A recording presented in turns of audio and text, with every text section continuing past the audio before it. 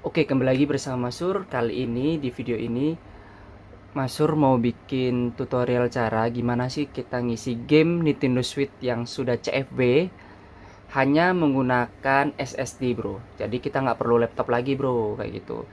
Jadi sekedar info aja, soalnya sebenarnya kan Masur itu subscribernya setiap harinya bertambah walaupun nggak ada video, jadi makanya Masur mau bikin video lagi biar ada video baru di YouTube-nya Masur dan subscribernya makin bertambah lagi ya, kayak gitu. Untuk info aja, ini adalah SSD SATA, bro ya. Jadi kalian hanya perlu beli SSD kayak gini, SSD SATA, terserah merek apapun itu. Ini kebetulan Masur pakainya merek Samsung. Jadi inget ya, kalian harus beli SSD bukan hard disk. Jadi seperti ini. Kenapa kalau harus SSD? Karena SSD itu nggak perlu piringan yang membutuhkan daya watt lebih besar, karena kita langsung colokin aja, bro, ke switchnya kayak gitu ya. Jadi kalian cuman butuh SSD seperti ini. Ini SSD SATA 1 TB, terlihat ya, 1 TB, serinya 870 Evo. Terus yang perlu kalian butuhkan adalah ini, bro. Ini adalah enclosure. Kebetulan Masur belinya merek Orico ya. Orico ini bagus, bro. Ada garansinya selama 2 tahun. Setelah itu kalian yang perlu kalian lakukan apa? Ya udah, cuman colokin aja kayak gini.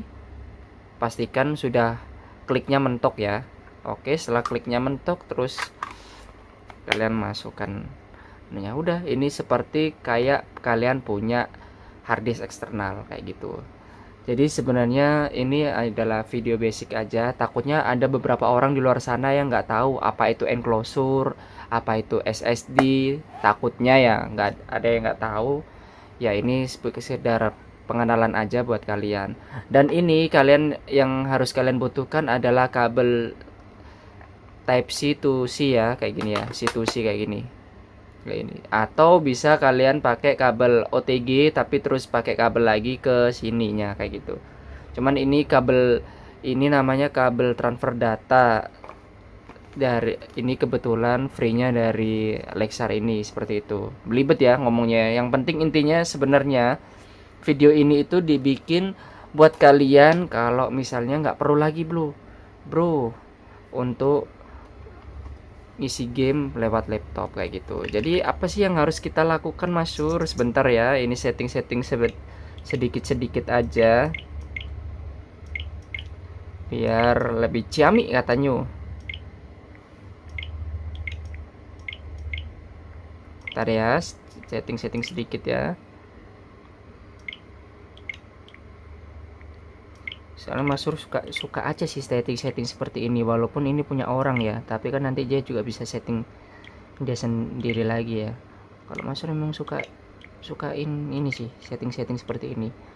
Auto update nya matikan, share error informationnya matikan juga. Oke, setelah itu kalau sudah CFB, ini basicnya kita pakai atmosfer, pakai packnya Trifecta. Kita masuk ke menu album ini, kita kan ada dapatnya menu CFB seperti ini ya. Terus kita pilih yang DBI, bro, yang ini, yang biru ini ya. Oke. Setelah itu ini kan pakai DBI-nya versi 658. Di sini ada keterangannya 658 ya. Oke.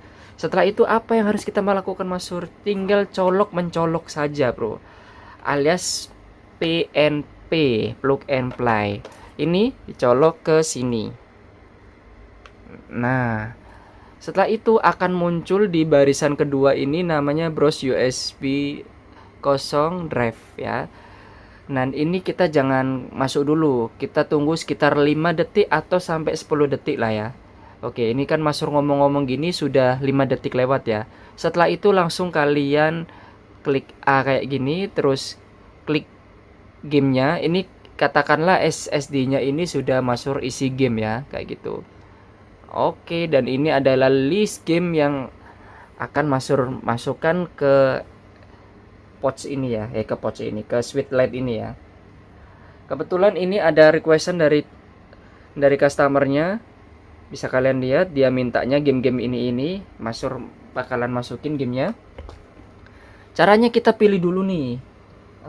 Ada Hades, Hyrule Warrior. Nah, pilihnya apa? Kalau pilih kita tekan X ini ya. Nah, dia akan berubah warna kayak gini. X Hyrule Warrior Path of Legacy, bentar.